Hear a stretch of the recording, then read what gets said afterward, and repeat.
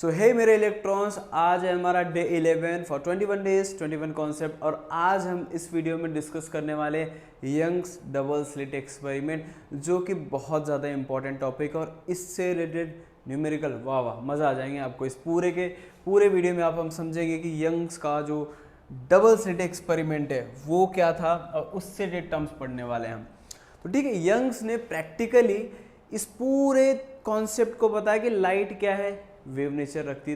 तो जो ये पूरा का पूरा कंक्लूजन था, जब सारे साइंटिस्ट सोच रहे थे कि लाइट कैसा नेचर रख रही है, वेव नेचर रख रही है कि पार्टिकल नेचर रख रही है, लेकिन एक ही साइंटिस्ट है जिन्होंने पूरा का पूरा एक्सपेरिमेंटली प्रूव किया कि लाइट का नेचर क्या है, वेव वाला भी है। वो हमारे कौन थे? यंग थे, जिन्होंने थॉमस यंग थे, जिन्होंने बताया कि लाइट क्या है, वेव फॉर्म रखती है। अब जब वेव फॉर्म इन्होंने बताया तो इसके साथ साथ बहुत सारे टर्म्स है। जो सनलाइट की वेवलेंथ होती है वो कितनी थी, मॉडर्न एक्सेप्टेड वैल्यू कितनी थी, और जो हमारे यंग्स ने किया वो एक्सेप्टेड वैल्यू क्या थी, वो सब टर्म्स हमें समझना है। कि लाइक अगर हमारे पास ये एक सोर्स लिया, उन्होंने क्या लिया हुआ था, एक सोडियम लैंप का सोर्स लिया। तो सबसे पहले मैं बता दूं, यंग ने जब लाइट का वेव नेचर प्रूव किया तो उन्होंने बताया कि जो सनलाइट है उसकी जो वेवलेंथ है वो कितनी होगी, 570 नैनोमीटर, जो कि मॉडर्न एक्सेप्टेड वैल्यू कितनी थी अपने पास, 550 नैनोमीटर, इसके नियर अबाउट थी। तो जब ये टर्म्स उन्होंने बताए तो उससे उन्होंने सारा का सारा जो कॉन्सेप्ट था क्लियर किया कि अब वो जो उनका कॉन्सेप्ट है वेव को लेकर के वो क्या है, एकदम सही है, और वो अपनी बात पे एकदम खरे उतरे। ठीक है, अब हमारे पास सबसे पहले टर्म समझने के लिए हमारे पास जो बेसिक टर्म उन्हें देखना है। यहाँ पे हमारे पास एक सोर्स ऑफ लाइट है जिसमें यंग्स ने क्या लिया था, सोडियम लैंप लिया था। ठीक है, सोडियम लैंप लिया। अब जब इस पॉइंट से लाइट क्या हो रही है, एक मोनोक्रोमेटिक सोर्स है, यहाँ पे ये भी लिखना जरूरी है कि मोनोक्रोमेटिक सोर्स लिया हुआ है हमने। अब ये S1 हुआ, यहाँ पे अपने पास सोर्स से लाइट आ रही, लेकिन आ कौन से फॉर्म में रही, क्योंकि हमें पता है कि वेव फ्रंट है, 3 वेव फ्रंट होते हैं, स्फेरिकल, सिलेंड्रिकल और plane. So plane wave front के फॉर्म में आ रहे हो। जो हल्का सा सोर्स है, यहां से ये लाइट कैसा वेव फ्रंट बना रही है, स्फेरिकल वेव फ्रंट बना रही है। और जब ये स्फेरिकल वेव फ्रंट हमारे जो दो अलग अलग पॉइंट्स है, तो सोर्स हो गया, ये सोर्स S1, ये सोर्स S2। अब जब इन्हीं की बात अगर हम कर रहे हैं तो जो हमारा सोर्स कैसा बिहेव कर रहा है, स्फेरिकल वेव फ्रंट क्रिएट कर रहा है। तो जैसे ही वो स्फेरिकल वेव फ्रंट यहां से क्रिएट हो रहा है, दैट मीन्स जब वो आगे की तरफ प्रोसीड कर रहा है तो हमारे पास जो टर्म्स बन रहे हैं कुछ इस तरीके से आगे की तरफ वो आ रहा है, मतलब स्फेरिकल वेव फ्रंट ही है। तो जैसे ही इस पॉइंट पे आ रहा था, तो यहाँ पे जब इस पॉइंट से टकरा रहा था, ये ऑब्जर्व हो रहा था, पूरा ऑब्जर्व कर ले रहा था, मतलब उसको छोड़ नहीं रहा था, ऑब्जर्व हुआ। लेकिन जब इस पॉइंट पे आज हल्की सी लाइट पास हुई, दैट मीन्स यहाँ से क्या फिर से क्रिएट होना चालू हो गया, वेव। कौन से फॉर्म में क्रिएट हुआ, अपना स्फेरिकल वेव फ्रंट क्रिएट, क्योंकि ये अब इसके सेकेंडरी सोर्स की तरह बिहेव कर रहा है, जिसको हम वेवलेट्स बोल सकते हैं। अब यही प्रोसीजर कंटिन्यूअस में फॉर्म हुआ और हमें एक पैटर्न देखने को मिलता है यहाँ पे, जो कि स्क्रीन से क्या है, दूर है। ये स्क्रीन से इसका डिस्टेंस अगर मैं बोलूँ तो ये d डिस्टेंस पर है, ये स्क्रीन का स्लिट से डिस्टेंस हो गया, और दोनों स्लिट के बीच का डिस्टेंस हमने क्या लिया हुआ है, स्मॉल d। और जब ये स्फेरिकल वेव फ्रंट हुआ तो जो स्लिट S1 और S2 हुआ वो एक सोर्स की तरफ बिहेव कर रहा है, जो कि आगे क्या प्रोड्यूस कर रहा है, आगे वो स्फेरिकल वेव फ्रंट प्रोड्यूस कर रहा है, जो कि हमारे स्क्रीन पर जाके दिखेगा कि हमारा जो वेव बन रहा है वो कैसा बना है। जैसे ही स्क्रीन पे गया तो हमें अलग अलग क्या दिखे, पैटर्न्स दिखाई दिए। जब वो अलग अलग पैटर्न्स दिखाई दिए तो उसी का उन्होंने नाम दिया। जब हमें यहाँ पे ब्लैक वाला पोर्शन है ये क्या होगा, और जो ग्रीन दिख रहा है वो क्या पोर्शन होगा। तो सबसे पहले जब ये पैटर्न्स उनको मिले तो उन्होंने बताया कि जहां पे ब्लैक दिख रहा है उसको बोलते हैं डार्क, और जहां पे ग्रीन दिख रहा है उसको बोलेंगे ब्राइट। मतलब डार्क फ्रिंज और ब्राइट फ्रिंज मिला। फ्रिंज का मतलब होता है बेटा पट्टा, लाइक बेल्ट अगर है, बेल्ट के ऊपर का जो पोर्शन है, जो पट्टा है, उसी को बोलते हैं हम फ्रिंज। तो हमें एक बार डार्क मिला, एक बार ब्राइट फ्रिंज मिला। और डार्क फ्रिंज पे हमें कोई भी लाइट नहीं दिख रही थी, लेकिन ब्राइट फ्रिंज पे हमें लाइट दिख रही थी, इसीलिए हमने उसको ब्राइट बोला और उसको क्या बोला हमने, डार्क बोला। ओके, इसके बाद हम मेन अब जो हमारा यंग्स का डबल स्लिट एक्सपेरिमेंट, इसका जो अपना कैलकुलेशन बेस्ड ऑब्जर्वेशन वो हम प्रूव करके देखते हैं। और हमें पता है कि जैसे कि हमारे इंटरफेरेंस दो टाइप के होंगे, क्योंकि यंग्स डबल स्लिट एक्सपेरिमेंट है तो उसमें इंटरफेरेंस पैटर्न भी जरूरी है। एक होता है कंस्ट्रक्टिव, दूसरा होता है डिस्ट्रक्टिव। जब दोनों वेव सुपर इंपोज होकर के एक नया वेव बनाएंगी तो उसे हम बोलेंगे कंस्ट्रक्टिव, जब नहीं बना पाएंगे तो उसे क्या बोलेंगे हम, डिस्ट्रक्टिव। इसके बारे में हम बाद में डिस्कस करें, लेकिन अभी आज का जो हमारा टॉपिक है करंट, उसके बारे में हमें क्या करना है, डिस्कशन करना है। जैसे पीछे हमने डिस्कस किया, ये हमारे पास एक सोर्स हो गया, एस नाम दिया हमने इस सोर्स को। अब यहां पे हमारे पास स्लिट्स हमने ली, अब इस स्लिट्स को मैंने नाम दिया है, ये हो गया अपने पास S1, ये हो गया S2। अब सोर्स और S2 अपने पास दो अलग अलग, ये हमारे पास मेन सोर्स है जिसको हमने क्या लिया है, सोडियम लैंप। यहां पे लिख देता हूं, सोडियम लैंप लिया हुआ है। और हमें जस्ट पता चला कि जब ये स्लिट्स S1 S2 है, ये भी एक सोर्स की तरह बिहेव करेंगे जो आगे स्फेरिकल वेव फ्रंट प्रोड्यूस करेंगे, जो हमारे स्क्रीन पर हमें दिखाई देगा, जिसकी वजह से हमें मिलेगा डार्क फ्रिंज और ब्राइट फ्रिंज मिलेगा। सो ये हमारा हो गया स्क्रीन। स्लिट से जो स्क्रीन का डिस्टेंस है बेटा वो क्या है, सबसे पहले दो स्लिट के बीच का डिस्टेंस क्या है अपने पास, D। स्लिट से स्क्रीन के बीच का डिस्टेंस क्या है, कैपिटल D, ये हो गया। अब ये हमारा सेंट्रल पॉइंट हुआ, मतलब ये कंडीशन है। और हमें पता है कि पाथ डिफरेंस सेम होना चाहिए। लाइक अगर मैं इस पॉइंट से यहाँ चिंटू को भेजना है और ये पिंटू है चिंटू, दोनों साथ में निकलेंगे, तो दोनों के बीच का जो पाथ डिफरेंस x, तो पाथ डिफरेंस विल भी क्या हो जाएगा, 0। लेकिन चिंटू यहाँ पे, पिंटू यहाँ पे, इस पॉइंट पे जाना है, सो चिंटू के लिए क्या होगा, पाथ अलग होगा, इसके लिए x हो गया, इसके लिए क्या होगा x1, और ये क्या हो गया x2। मतलब उनके बीच का जो पाथ डिफरेंस होगा वो सेम नहीं होगा, that means x2 minus x1 होगा। इस तरीके से हम समझ सकते हैं कि अगर एक फिक्स पॉइंट पे लेके चलेंगे, सेंटर पॉइंट पे लेके चलेंगे, सो उनके तो जो पाथ डिफरेंस होगा that will be 0।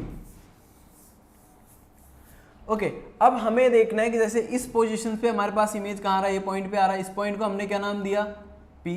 Similarly source S2 के लिए भी आ रहा है, कहाँ पे आ रहा है, P पॉइंट पे आ रहा है। अब हमें पता है कि जब हमने इंटरफेरेंस पैटर्न देखा, उस पर हमने देखा था कि कंस्ट्रक्टिव कब हो रहा है और डिस्ट्रक्टिव कब हो रहा था। लेकिन पहले केस के लिए हम क्या मान के चलेंगे, कंस्ट्रक्टिव इंटरफेरेंस के लिए देखेंगे। तो जब हम कंस्ट्रक्टिव इंटरफेरेंस के लिए देखेंगे तो पाथ डिफरेंस क्या होगा, क्योंकि वेव्स जो हमारी है बेटा वो यहां से स्टार्ट हो रही हैं, इस तरीके से आगे की ओर प्रोसीड करके कहां जाएंगी, पॉइंट P पे जाएंगी। सिमिलरली S1 भी जाएगा। अब ये पूरा मुद्दा है कि कौन पहले पहुंचा कौन बाद में पहुंचा, तो उससे रिलेटेड हमारा जो पाथ डिफरेंस होगा वो क्या हो सकता है। सो हमारे पास अगर बोलेंगे पाथ डिफरेंस डेल्टा x अगर मैं रिप्रेजेंट कर रहा हूं तो ये हो जाएगा अपने पास S2P माइनस S1P, ये पाथ डिफरेंस हुआ। बट हम कंस्ट्रक्टिव की बात कर रहे हैं बेटा, सो कंस्ट्रक्टिव के लिए होगा S2P minus S1P equals to n lambda, क्योंकि एक साइकिल पहले पहुंचेगा। सो ये हमारे पास टर्म मिल गया फॉर कंस्ट्रक्टिव। अभी हम कंस्ट्रक्टिव के बारे में बात करेंगे। अब सिमिलर पोर्शन में हमारे पास S1P की वैल्यू नहीं है, S2P की वैल्यू नहीं, तो क्या हम एक ट्राइंगल यहां पे अज्यूम कर सकते हैं। इस तरीके से अगर मैं ये पोजीशन को लूं, यहां पे मैंने इसको नाम दे दिया M, यहां पे इसको पोजीशन लिया मैंने, इसको नाम क्या दे दिया N। सो D ये है तो ये भी क्या हो जाएगा D, ये भी हो जाएगा D। लेकिन अब ये सेंट्रल पॉइंट O है, यहां से डिस्टेंस इस पॉइंट का क्या है y, ये जो पूरा डिस्टेंस y है तो यहां पे जो डिस्टेंस स्लिट का d है तो ये क्या हो जाएगा d/2, ये भी हो जाएगा d/2। अब जब इस टर्म्स को अगर मैं लिखना चाहूंगा तो ये पोर्शन अगर मुझे चाहिए तो y में से क्या माइनस होगा, d/2, y माइनस d/2। और मुझे ये वाला पोर्शन चाहिए होगा, इस पूरे पोर्शन के लिए मैं इसमें क्या करूंगा, ऐड करूंगा। सो ये हो जाएगा अपने पास y प्लस d/2। ये हो गया हमारे लिए, वैल्यू मिल गई सारे टर्म्स। अब हमारे पास दो अलग अलग ट्राइंगल्स दिख रहे थे, यहां पे लिखना है कंसीडर टू ट्राइंगल्स। ट्राइंगल सबसे पहले का S1PN एंड ट्राइंगल S2PM। ये दो ट्राइंगल्स हो गए। हमारे पास S2PM भी है, हमारे पास S1N भी है, but we don't have S1P S2P जो कि हमारा पाथ डिफरेंस बता रहा है। ठीक है, अब इसी वैल्यू को हमें क्या करना, आगे लेके जाना। सो हमारे पास पाइथागोरस यूज करने के फुल चांसेस है, तो क्या हो जाएगा, यहाँ पे 90 डिग्री हुआ, यहाँ पे 90 डिग्री हुआ। हाइपोटेनियस का square equal to sum of other two sides of triangle. That means सबसे पहले S1P करते हैं, S1P का होल स्क्वायर हाइपोटेनियस, फिर उसके बाद Pn का इक्वल्स टू Pn का स्क्वायर प्लस S1 का स्क्वायर। ये टर्म्स हमें मिल गए। हमारे पास S1P तो है ही नहीं, वही तो फाइंड करना है। सो S1P का स्क्वायर एज इट इज हो गया S1P का होल स्क्वायर। Pn क्या है अपने पास, y minus d by two, y minus d by two का होल स्क्वायर प्लस S1n का मतलब क्या है, S1n ये कितना डिस्टेंस है, सो ये डी स्क्वायर हो गया। अब सिमिलरली क्या होगा, सिमिलरली फॉर ट्राइंगल S2PM, इसके लिए भी सेम ही टर्म फाइंड करना है हमें, लेकिन यहाँ पे प्लस हो जाए क्योंकि ये वाला पूरा पोर्शन चाहिए। सो ये हो जाएगा S2P का whole square equals to y plus d by two का whole square plus d square. As per the formation अगर मैं इनको लिखना चाहूँ दोनों को साथ में, दोनों का पाथ डिफरेंस साथ में लिखना चाहूँ, तो क्या मैं इनको इस तरीके से लिख सकता हूँ, S2P का होल स्क्वायर माइनस S1P का होल स्क्वायर इक्वल्स टू, दोनों टर्म्स हैं अपने पास। सो साथ में दोनों की वैल्यू पुट करूंगा तो मुझे क्या मिलेगा, ये टर्म अगर रख रहा हूं मैं डायरेक्टली, सबसे पहले S2P है, सो y plus d by two का होल स्क्वायर माइनस प्लस क्या है डी स्क्वायर, ये वैल्यू हो गई पहली। सिमिलरली S1P के लिए होगा, S1P क्या है अपने पास, y minus d by two का whole square plus d square हो गया। अब इसी वैल्यू को सॉल्व करना है तो हमें अगर a प्लस बी का होल स्क्वायर लगाएंगे हम यहाँ पे, a प्लस बी का होल स्क्वायर जब होगा दैट मीन्स ये क्या हो जाएगा, y square plus 2y by two plus d square by 4 plus d square. ये पहले टर्म के लिए हुआ। सेकंड के लिए सेम होगा बट प्लस माइनस, क्योंकि माइनस है तो ये क्या हो जाएगा, माइनस वाई स्क्वायर प्लस, क्योंकि माइनस माइनस प्लस होगा 2y D by two plus, sorry minus होगा यहाँ पे क्योंकि माइनस है, minus D square by 4 minus D square. अब इसमें बेटा देखो टर्म्स कैंसिल कौन कौन से हो रहे हैं। सो टर्म कैंसिल में वाई स्क्वायर प्लस का प्लस से cancel, D square by 4 D square by 4 cancel, plus d square minus D square cancel. तो हमारे पास फाइनल टर्म्स क्या बटे, हमारे पास है 2 cancel, so y d plus y d that means क्या हो गया 2y d। तो हमारे पास फाइनल कंक्लूजन क्या मिला, S2P का होल स्क्वायर माइनस S1P का whole square equals to 2y d। एक वैल्यू हमें मिल गई बट अभी हमें इसकी जरूरत नहीं है, आगे वाले टर्म्स हमें क्या करने हैं और फाइंड आउट करने हैं। ओके अब हमें जो टर्म मिला, तो क्या मैं इस इक्वेशन को S2P का होल स्क्वायर माइनस S1P का होल स्क्वायर को इस तरीके से रिप्रेजेंट कर सकता हूं, a square minus b square, that means ये हो जाएगा S2P प्लस S1P, उसके बाद हो जाएगा S2P माइनस S1P, हो गया ये वैल्यू। अब इसी तरीके से अगर मैं आगे इन टर्म्स को करूं तो हमारे पास इसकी वैल्यू मिल गई है और ये वैल्यू हमारे पास पहले से अवेलेबल है। तो अगर मैं लिखूं तो यहाँ पे मुझे पता है कि S2P माइनस S1P इक्वल्स हमारे पास क्या है एन लैम्ब्डा, जो कि कंस्ट्रक्टिव इंटरफेरेंस बता रहा है। ओके अब ये अपने पास टर्म है S2P, सामने डायरेक्टली कौन सा टर्म फाइंड करना है, ये टर्म फाइंड करना है कि ये क्या होने वाला। दैट मीन्स अगर मैं इसको सब्जेक्ट बनाता हूं तो क्या हो जाएगा S2P का होल स्क्वायर माइनस S1P का होल स्क्वायर अपॉन क्या हो जाएगा S2P plus S1P equals to S2P minus S1P। So बेटा हमारे पास गिवन वैल्यूज पहले से अवेलेबल हैं, इसकी वैल्यू जस्ट हमने डिराइव की and that is 2y d। सो ये क्या हो जाएगा 2y d, एक बार देख लेते हैं 2y d है कि नहीं, ये रहा 2y d। दैट मीन्स हमारा ये कंक्लूजन सही है। 2id upon S2p plus S1p, और ये वैल्यू क्या थी हमारे पास, n लेमडा। क्लियर है इतना। अब इसी टर्म को हमें करना, और हमें यहां पे देखना है पीछे ग्राफ में कि जो हमारे पास कैपिटल D है वो स्मॉल d से कहीं ज्यादा बड़ा है, क्योंकि स्क्रीन 1 मीटर 2 मीटर हो सकती है, बट जो स्लिट होगा वो 1 सेंटीमीटर 2 सेंटीमीटर हो सकता है, मतलब बहुत ज़्यादा छोटा हो गया। सो इस केस में हम क्या करेंगे, इन दोनों के बीच का जो डिस्टेंस है बहुत कम है। जब बहुत कम डिस्टेंस होता है तो हम इसको क्या करेंगे, नेग्लेक्ट करेंगे। सो यहाँ पे लिखना है, हमें पता है therefore d is very very greater than d। तो नेग्लेक्ट किसको करेंगे बेटा यहाँ पे हम, सो नेग्लेक्ट करेंगे हम इस स्मॉल d को, क्योंकि स्लिट के बीच की डिस्टेंस क्या है, बहुत कम है। सो ये हो जाएगा, so S1p equals to S2p equals to, क्या मैं d लिख सकता हूँ, क्योंकि हमने उनके बीच का डिस्टेंस कैंसल आउट किया, मतलब दोनों क्या हो गए, साथ में हो गए। सब इस टर्म्स को आगे अगर मैं लिखता हूँ, सो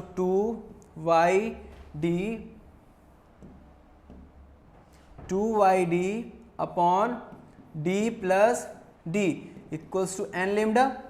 सो ये क्या हो जाएगा, 2yd upon 2d equals to n lambda. So 2 से 2 कैंसिल हुआ, हमें क्या चाहिए, फ्रिंज का ये चाहिए location. So y equals to क्या हो जाएगा हमारे पास, y equals to n lambda d by d। हमारे पास ये पहला फॉर्मूला हो गया फॉर सेंट्रल मैक्सिमा, और that means for constructive interference. अब इसी तरीके से डिस्ट्रक्टिव भी होगा, बाकी टर्म्स उसमें क्या होंगे, चेंज होने वाले हैं। सो अगर मैं, ये हुआ हमारे लिए, लिख देना यहाँ पे फॉर कंस्ट्रक्टिव, तो ये किसके लिए हुआ, फॉर कंस्ट्रक्टिव इंटरफेरेंस। अब जो n की वैल्यू है वो हमारे लिए क्या हो सकता है, +1 ±2, इस तरीके से आगे हो सकता है, क्योंकि दोनों साइड होगा। मैं आगे आपको ये टर्म्स डिस्कस करके बताऊंगा। ओके, सिमिलरली क्या हो जाएगा हमारे लिए, for destructive, similarly for destructive interference, so x d by d equals to 2n minus 1 lambda by 2। ये अपने पास फॉर्मूला हो गया फॉर डिस्ट्रक्टिव इंटरफेरेंस, क्योंकि कंस्ट्रक्टिव के लिए तो हमने कर लिया। अब इसमें हमें x की वैल्यू चाहिए। सो x क्या हो जाएगा अपने पास, x equals to 2n minus 1 lambda d by 2d। ये फॉर्मूला हो गया हमारे पास फॉर डिस्ट्रक्टिव इंटरफेरेंस, जहाँ पे n की वैल्यू हमें पता है बेटा क्या होगा, +-1 +-2। इस तरीके से हमारे पास जो वैल्यू कि दोनों साइड हमें लेके चलना है with respect of central maxima. Okay, अब हमारे पास जो टर्म है, इसी के साथ एक टर्म देखना है जिसको इंपॉर्टेंट टर्म है हमारे लिए, वो है फ्रिंज विड्थ, कि फ्रिंज विड्थ हमारे पास क्या होगा। ओके, अब फ्रिंज विड्थ के लिए हमारे पास टर्म है, तो यहाँ पे लिखते हैं फ्रिंज विड्थ, जिसको हम डिनोट करते हैं बीटा से। सो एक्स एन लेते हैं, या तो वाई एन लेके चलते हैं। वाई एन अपने पास है, तो क्या हो जाएगा, n lambda d by d. So दूसरा टर्म क्या हो जाएगा, y n minus 1 equals to n minus 1 lambda d by d. So formula होगा फ्रिंज विड्थ के लिए, मतलब जो एक दो फ्रिंज होगी, लाइक इस तरीके से अगर मैं बोलूँ तो हमारे पास ये इस तरीके का पैटर्न दिख रहा है, ये हो गया ब्राइट, ये डार्क, ये हुआ ब्राइट। सो इनके बीच का ये जो ये वाला पोर्शन है, इसकी विड्थ क्या होगी, थिकनेस क्या होगी, वो हमें इनसे क्या करना पता करना है, दैट मीन्स विड्थ फाइंड करना। दैट मीन्स ये क्या हो जाएगा, y n minus 1। So y n is what, n lambda d by d, minus से मल्टीप्लाई डायरेक्टली कर दे रहा हूँ मैं, n lambda d by d. फिर उसके बाद टर्म क्या है अपने पास, अगर मैं डायरेक्टली देख रहा हूँ, सो माइनस क्या हो जाएगा अपने पास, ये रखना, n lambda d by d, minus क्या हो जाएगा अपने पास, ये हो जाएगा लेमडा डी बाई डी। ये टर्म हमने रख दिया हुआ। अब अगर मैं इसको ओपन करता हूँ, तो n lambda d by d minus n lambda d by d minus minus plus lambda d by d, ये टर्म तो कैंसिल हो गए। सो हमें जो बीटा मिला, जिसको हम फ्रिंज विड्थ बोलते हैं, वो क्या मिला, लेमडा डी बाई डी। ये हमारे लिए बहुत ज़्यादा इंपॉर्टेंट टर्म है, जिसको क्या बोलते हैं, फ्रिंज विड्थ।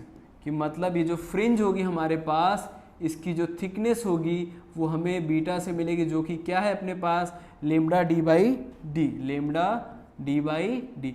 अब यहाँ पे बेटा हमें टर्म समझना है, beta is your fringe width, lambda is your wavelength, capital D is distance from slit to screen, small d is the distance between two slits. Okay, ये टर्म सिमिलरली अगर करेंगे तो डार्क के लिए भी वही होगा और ब्राइट के लिए भी क्या होगा, वही होगा। मतलब दोनों के लिए क्या होने वाला, टर्म सेम रहेगा, उसमें ज़्यादा कुछ सोचने की ज़रूरत नहीं। अब अगर मैं इसके पैटर्न्स की बात करूं तो हमारे पास, अगर हमने यंग्स का मॉडुलस यंग का एक्सपेरिमेंट के बेस पे देखा, दैट मीन्स हमारे पास लाइट जैसे ही आ रही है तो लाइट का सोर्स स्क्रीन पे आ रहा है, स्क्रीन की वजह से हमें यहाँ पे सेंट्रल मैक्सिमा पे पैटर्न बनता दिखाई दे रहा है। पैटर्न मतलब सेंट्रल मैक्सिमा पे क्या होगा, ज़्यादा होगा। अब उसी के साथ आजू बाजू पे इसी तरीके से पैटर्न बनेगा, सिमिलरली पैटर्न यहाँ पे भी बनेगा। ये हुआ। अब यहाँ पे ये जो पॉइंट है, यहाँ पे जो इसकी इंटेंसिटी होती है वो 4 टाइम्स ज़्यादा होती है, जिसके लिए हमने पहले ही डिस्कशन किया हुआ है। अब ये पॉइंट पे अगर मैंने यहाँ पे लिया, ये 0 हुआ, मतलब सेंट्रल मैक्सिमा, तो यहाँ पे लेमडा बाई क्या हुआ, डी, यहाँ पे क्या हो जाएगा माइनस, सॉरी इस side minus lambda by d, lambda by d minus lambda by 2d minus lambda by 2d, sorry ये प्लस होंगे। ये टर्म्स हमारे पास में। इसी तरीके से अगर मैं एक पैटर्न में दिखाऊं, अगर मैं पैटर्न में इन वैल्यूज़ को दिखाऊंगा तो हमारे पास जो वैल्यूज़ मिलेंगे, यहाँ पे जो वैल्यू मिलेगी, इनके जो पैटर्न्स मिलेंगे वो कंटिन्यूसली क्या होंगे, सेम होंगे, बट एक बड़ी वैल्यू मिलेगी हमें। एक जो बड़ी वैल्यू मिली वो हमें क्या बताएगा, हमारा फ्रिंज का पैटर्न बताएगा। मतलब ये हुआ dark bright, sorry bright dark bright. अब ये सेंट्रल मैक्सिमा है, सबसे ज़्यादा इंटेंसिटी यहाँ पे, उसके बाद हर जगह उसकी इंटेंसिटी क्या होने वाली है, सेम ही होने वाले, उसमें कोई भी चेंजेस आने वाले नहीं है। ये अपने पास टर्म्स हुए। अब इन्हीं टर्म्स को यूज़ करके हमें क्या करना है, हमारे कुछ न्यूमेरिकल्स को क्या करना है, सॉल्व करना है। ओके बेटा, हमारे पास फर्स्ट क्वेश्चन है इस कॉन्सेप्ट का। पहला क्वेश्चन जो भी है उसी के हिसाब से हमें पूरे वैल्यूज को क्या करना है, सेटअप करना है। सबसे पहले, in Young's experiment the distance between 2 slits is 0.8 mm। That means small d हमें दिया हुआ है, दैट इज 0.8 mm। म्हणजे हमें इसको क्या करना है, 0.8 इंटू 10⁻³ मीटर में कन्वर्ट कर देना, प्यार से, ज़्यादा सोचना नहीं। And the distance of the screen from the slit is 1.2 metre. Screen की बात क्या, मतलब कैपिटल डी है, कितना होगा 1.2 metre. The fringe width is 0.75 mm। Just अभी हमने डिस्कस किया कि फ्रिंज विड्थ क्या होता है। सो फ्रिंज विड्थ हमारे पास है beta, beta equals to what, 0.75 mm।